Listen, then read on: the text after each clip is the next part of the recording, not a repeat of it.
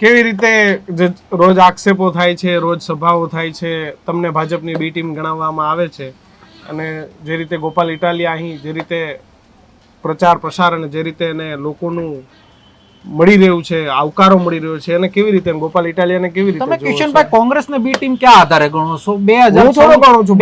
આમ આદમી પાર્ટી ગણે છે. હું થોડો ગણું 2014 છું. પહેલા મનમોહનસિંહની સરકાર હતી. મનમોહનસિંહની સરકારને બદનામ કરવા માટે એક આખું ષડયંત્ર રચાણું. અન્ના હજારે નામની વ્યક્તિને દિલ્હીમાં ધરણામાં બેહાડ્યા. 14 દિવસ લોકપાલ બિલ માટેના ધરણાઓ થયા, 15 દિવસ ધરણાઓ થયા. આખા દેશની અંદર મીણબત્તીઓ લઈને લોકોને રોડ પર લાવ્યા. એના ખોળામાં જૂઠી બુનિયાદથી પ્રોડક્ટ થયેલા કેજરીવાલે જૂઠા મોડલથી દિલ્હીને છેતરવાનું જ્યારે કામ કર્યું અને એનો વ્યાપ અને એની શાખ વધારવાનો પ્રયત્ન થયો, એ જ કેજરીવાલ દારૂકાંડમાં જેલમાં જાય છે.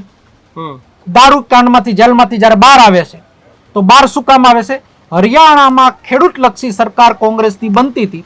ભારતીય જનતા પાર્ટીને ખબર હતી કે અહીંયા સરકાર બની શકે એવી પરિસ્થિતિ નથી, તો કેજરીવાલને લોન્ચ કરી જ્યાં 1% પણ જનાધાર નહોતો ત્યાં 0.5% વોટ લઈ અને કોંગ્રેસની સરકાર બનતી અટકાવી.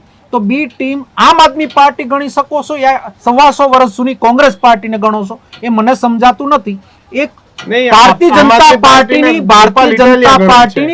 જનતા પાર્ટીની આ પેટા ઇલેક્શન લાવવાનું કાર્ય એટલા માટે કર્યું છે કે ભૂતકાળમાં મતનું વિભાજન કરી લોકોના રોષને ઠારવામાં કે એને ખારવામાં ભાજપ ફેલ રહી, એટલે ત્રીજી પાર્ટીને લોન્ચ કરી, ત્રીજી પાર્ટીને લાવી અને મતનું વિભાજન કરીને ગુજરાતની સત્તા ઉપર પહોંચવાનું સફળતા મળી.